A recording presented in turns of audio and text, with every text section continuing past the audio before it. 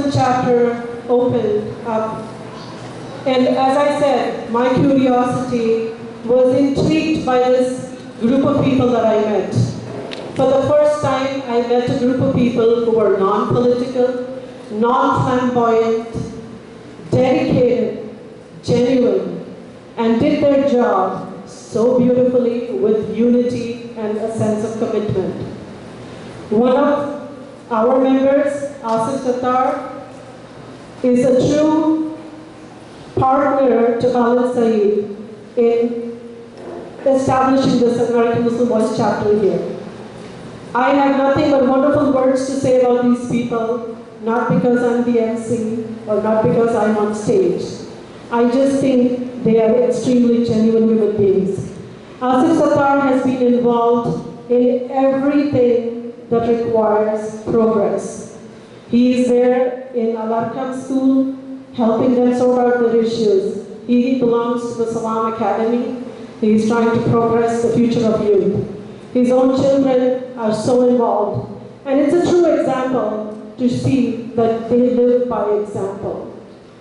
I want to welcome Sattar, who has participated in innumerable ways in making and bringing about changes and progress in the Muslim community in Sacramento. Brother Sattar, it's a pride to invite you onto stage.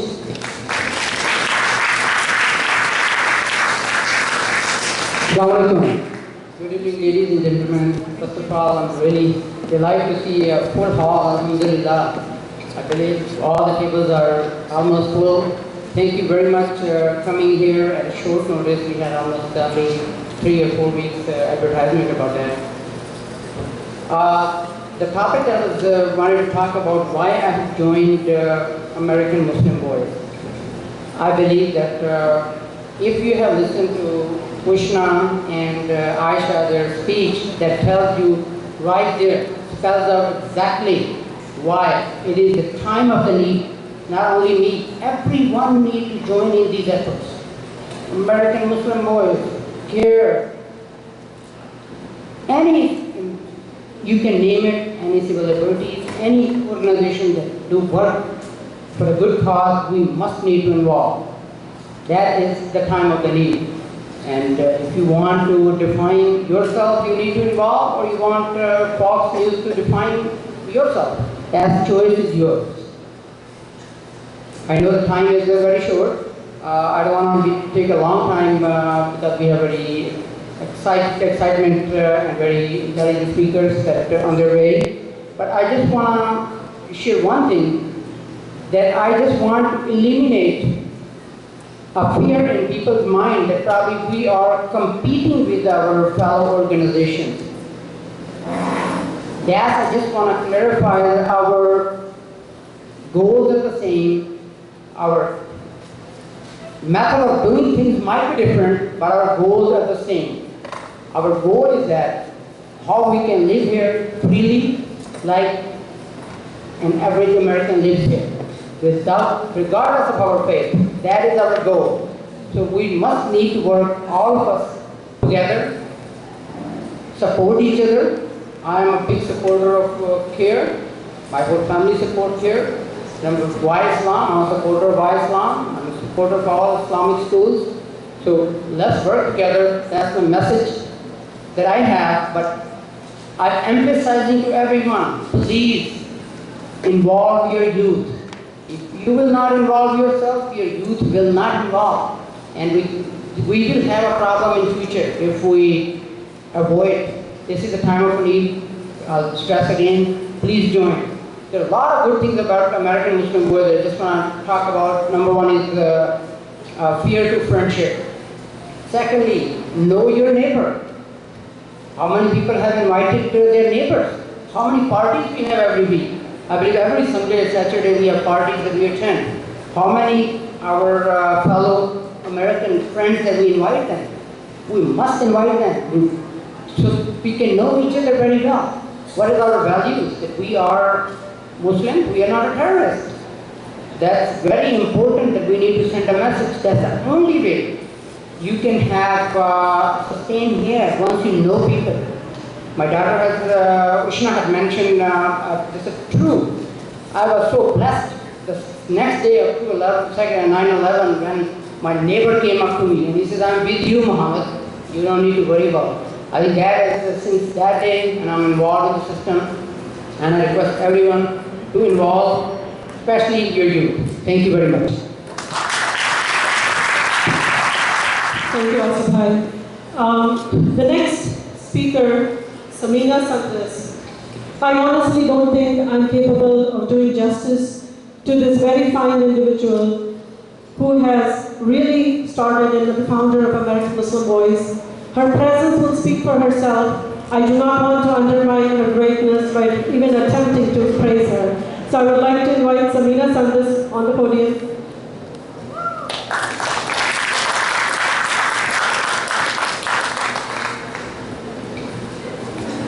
Assalamu alaikum. Assalamu alaikum. Assalamu alaikum. All right, I thought I was one person, you guys are in hundreds. What happened? All right. Thank you so very much for being here. I know it is not easy on a Saturday afternoon that you have to just go to another event, yet another event. So, from the bottom of my heart, I just want to thank each and every one of you for just making time for us in your busy schedule. American Muslim Voice was started in 2003, July 2003. Before 9/11 happened, I was already involved in an organization, a political organization that was doing wonderful work, getting Muslims ready to become full citizens in America by helping them run in the public offices. Let me tell you how much 9/11 impacted Muslims. We have heard what a horrible day it was for Americans. We lost lives. There is nothing wrong with that statement. But there was another tragedy that took place right after 9/11. 500 Muslims and Arabs were picked up without any cause. They disappeared for a long time, and nobody knew where they are. That was a tragedy. 45 days later, Patriot Act was passed. Nobody discussed it. They just wanted to make sure they could go and pick up any Muslim, any Arab, any South Asian, anytime they liked. So that law was passed. Then in December, they started INS special registration. May I ask you, tell me, how many of you know what was the INS special registration? Raise your hands if you are familiar.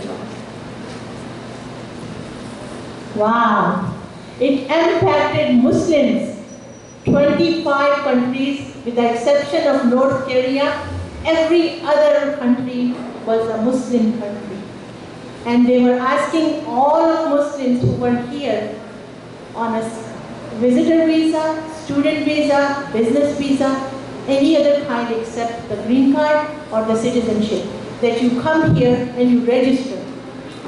Every single year you must go back, you register. If there is, you're moving, you go back and register again. If you change your job, you go back and you register again. So this was very, very painful. American Muslim Voice had a hotline at that time, 24/7. 24/7. We are a very tiny organization. We are not a funded organization. But we had a hotline to help those Muslims find out what is that they need to take, and just so let us know when they're going. So if they do not come back, we will go look for them and see what happened. Many of them were detained because they overstayed. That was the biggest achievement we had, 2003, and thus, we stopped the program that was re-registration. Every year, they wanted you to just go back and register. Over 82,000 people were registered. Not a single one of them was a terrorist. Not a single one was a terrorist. But the law was so strict. I got a call from one young man who said, Samina, can you please tell me, my dad is in hospital. He has lost his memory. Does he have to go register? Sadly, I had to tell him yes. Then I got a call from a father from Houston who said, "Sister, my son is a handicap. He cannot even talk or just is aware of anything. Does it necessary for him to be registered?" Sadly again, I had to say yes. After that, I got a call that broke my heart because that was a call from a father whose son is in a hospital in a coma. He said, "Sister, my son is in a coma. Do I have to register him?" And I said, "I'll let you know." I called the INS special number that they had given me and asked them. They said yes. They were uncomfortable saying that, but they said yes. Sadly, you have to register him. Even though he cannot fill up the form, his parents had to do that on his behalf. That was very clear to me. INS special registration had nothing to do with any safety security issue. It just totally harassment for Muslims and hate against Muslims. Just make sure limit their entrance to US as much as they could. So that's why we wanted to stop re-registration. We did that. That was our biggest success. Like I was telling you, I was already with another organization. So to tell you how much it impacted us, in election 2000, there were over 700 Muslims that ran for offices, all the way from school board to the Congress. In 2002, there were less than 100 Muslims. Anybody could tell me why? Because all of a sudden Muslims are labeled as terrorists. Nobody's going to vote for a terrorist. And since Muslims don't vote all the time, it would be very hard to win if you don't know your fellow Americans, if they don't know you. That's why we said this is time we go back in the mainstream and just start an organization that would do just that, build relationship with the fellow Americans, say, don't know firsthand, who are the Muslims? What are we talking about? What is Sharia? What is jihad? All these questions we get every single day. And the most important question they say is, where are the peaceful voices of Islam? Luckily, American Muslim Voice Foundation have built enough relationships that we have ambassadors all over the USA. Now if somebody asks them, where are the peaceful voices of Islam? They say, at least we'll tell you, they're everywhere, but we will point you to one organization that is doing peace and community building in mainstream. So we are very, very proud of the work we are doing. So in today, Islamophobia, I think CARE's event is coming up pretty soon, so they will let you know their report. How horrible it is. 22% Muslim fellow Americans say they don't want to be your neighbors. 54% say that if Muslims are flying, they should be asked to carry a special badge, just like during Nazi era. Do you want to just wear a special badge so people know who you are? Raise your hands if you want to, because I don't. Nobody? If you don't want to, this is the simple thing you can do. Get to know your neighbors. Get to know your colleagues. I was speaking at a Berkeley just last year. A man came to me and he said, "You did a wonderful job presenting. And I love the Islam you practice. What kind of Islam do you practice?" I said, there is only one Islam. It's just that you really have to get to know, hear the people, hear the Muslims, because we are good at being Muslim. So we can tell you the best because that's what our experience is, being Muslim. Don't go to other people. Don't go to Fox to tell you who Muslims are. He said, the problem is I'm working with some Muslims for last 13 years. But sadly, I don't feel comfortable asking them any questions. I cried that night. I cried myself to sleep that night. This is horrible. Our fellow Americans are dying to know us. They are there. They are hungry to get the first-hand information. That is why we are successful. That is one of the main reasons. What we do is we practice Islam in the mainstream. We don't go only to masjid. We don't practice Islam only in the home. We practice Islam in the mainstream so they can judge who Muslims are. They could know who Muslims are. And then our focus is on our youth, as you could see the two beautiful girls that you heard. We would love to train every Muslim boy and girl. You know why? Because one time I was asked by a Jewish person, do you guys teach hate to your kids as soon as they're born? I said, excuse me? What if I turn this around and ask you? She said, oh no, it's the Muslim kids, it's the Palestinian kids who are throwing rockets and throwing, rocks. I said, no. Our goal is not to tell people Islam means peace. Our goal is for all of you to become ambassador of Islam. So you tell each person. We have a campaign that says, each one, teach one. If you could just choose one person in a week to educate about who you are, not by lecturing, not by the way dawah you think that you have to do, by being you, do the dawah your beloved Prophet's way. That's the only way we spread Islam. That's the only way we can practice Islam. That's the only way the negative image of Islam will change. Please, have I convinced anybody to join us today? Raise your hands if you're going to join me. 1, 2, you already are a new person. All right, I guess I have not said anything that is impressive. Anybody? All right, that's good. All right, I think I'll stop here and let some of the, video actions maybe convince you more than I did. Thank you so very much for listening to me. What amazing accomplishments. And Sabina, I want to congratulate you. One of the very catchy lines today is, human beings have to be cherished. So why are we treating each other so poorly? I want us at American Muslim Voice to add these 3 words: to educate, embrace, and empower. And what better way than our ethnic food, the 4th E. So instead of continuing to have parties amongst ourselves, I think it is the need of the hour that we vow today that we are going to dedicate at least one dinner where we invite non-Muslims into our parties, have them sit down and get to know us, because nothing can be more powerful than a personal touch.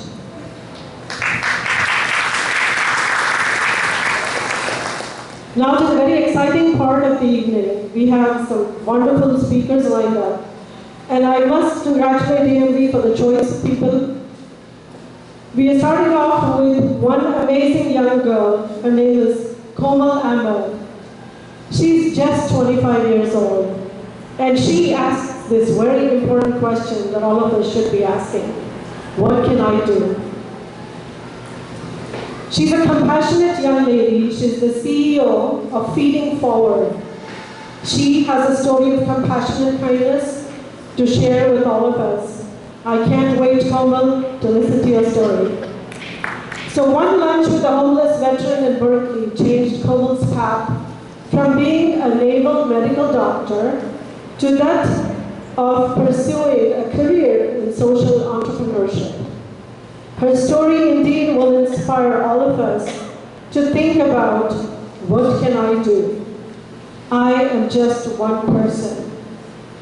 Komal, come on out to the podium and show us what one person can do.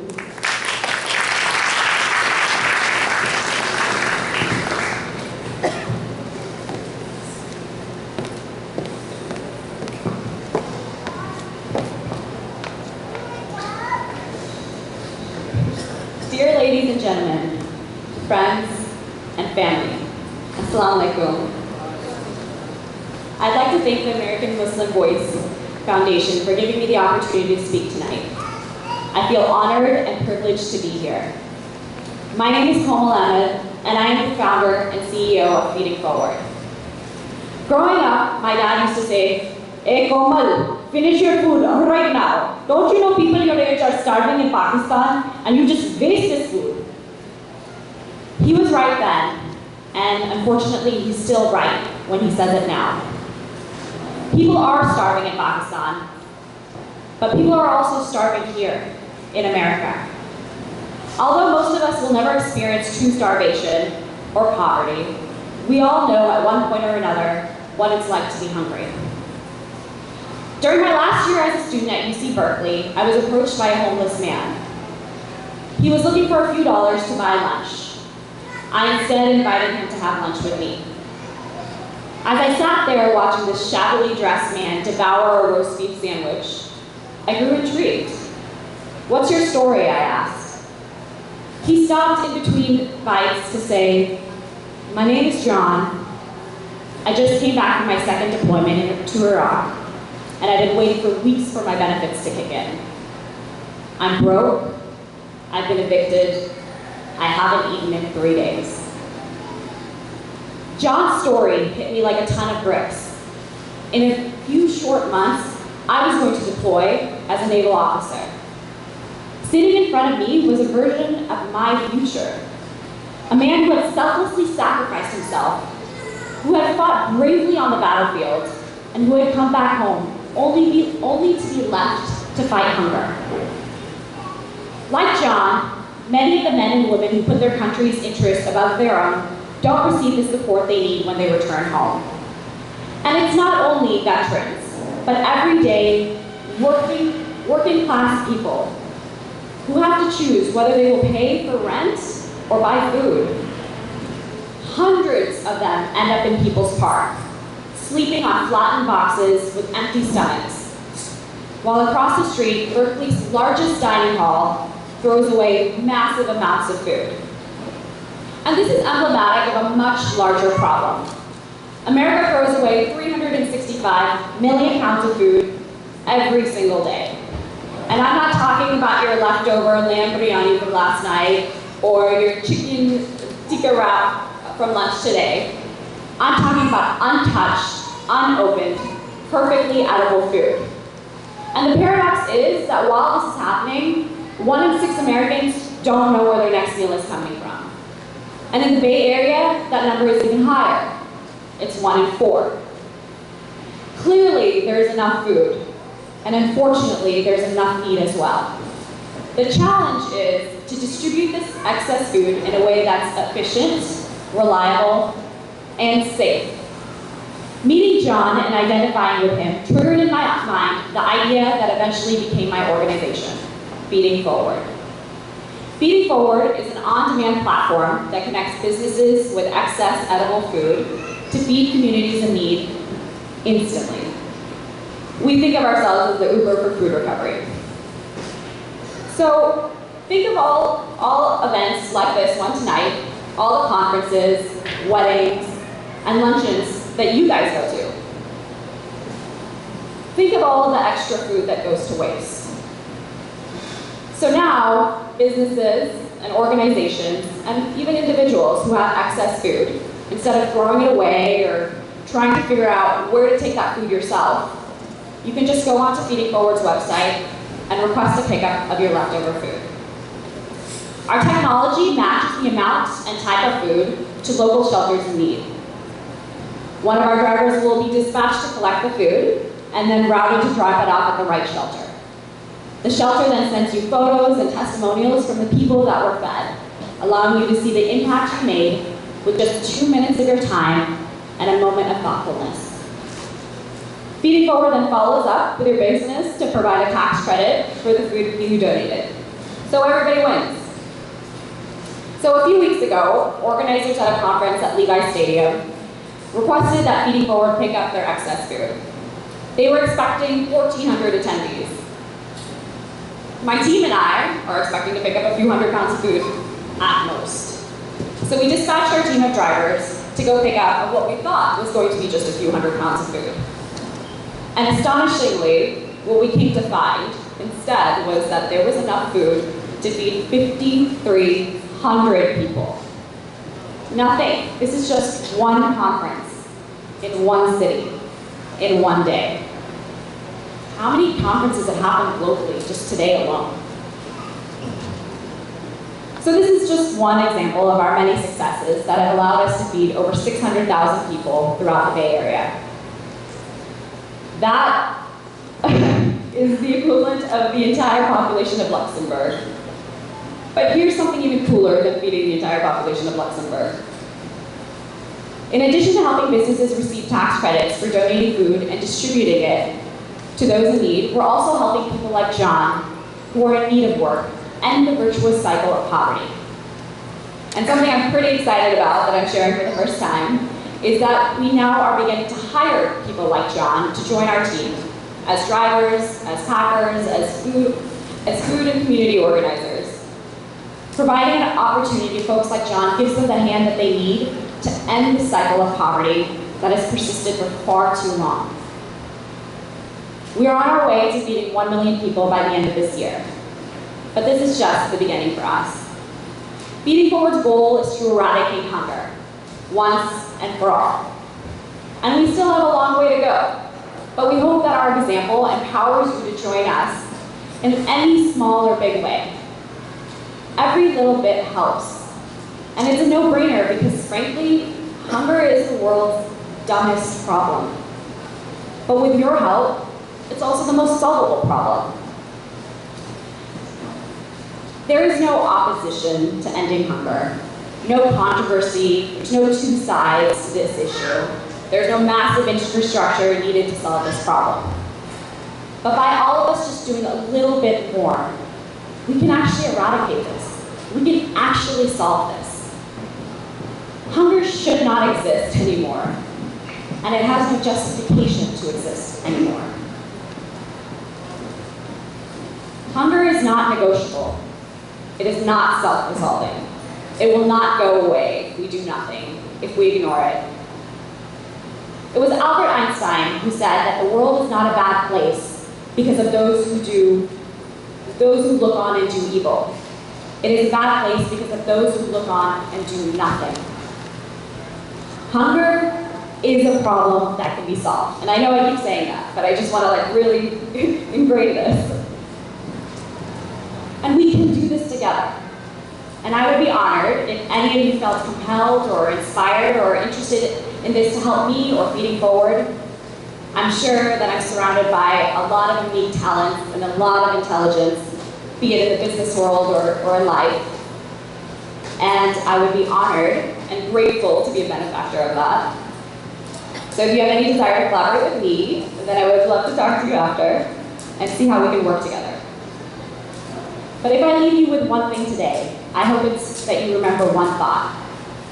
To never underestimate the power a small group of committed people has to change the world. In fact, it is the only thing that ever has.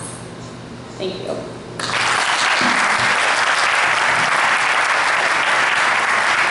If that is not inspiring, what is?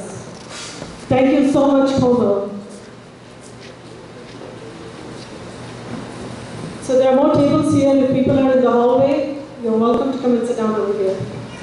Getting back to Komal again, I want this opportunity to thank this brilliant youngster. She surely is a role model. And I want to tell you, Komal, it would be an honor for me to join you in any endeavors that you do. I think this is a shining example of what Islam really is all about. It is a way of life.